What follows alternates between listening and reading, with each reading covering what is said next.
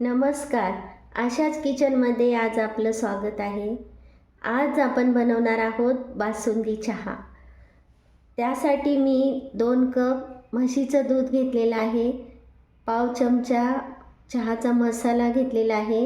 या मसाल्याची रेसिपी चॅनेलवर आहे, तुम्ही पाहू शकता.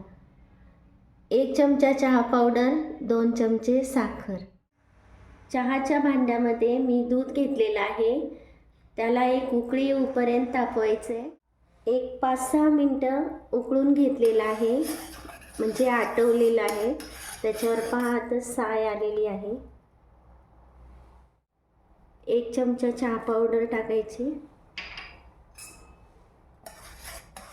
त्याला चांगली उकळी येऊन द्यायची. साखर टाकायची. आता चहाला चांगली उकळी आलेली आहे.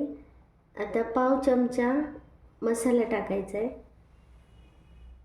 मसाला टाकल्यामुळे चहाचा सुगंध पण खूप छान येतोय. आता हा चहा तयार झालेला आहे. कलर पण छान आलेला आहे. काढून घेऊया.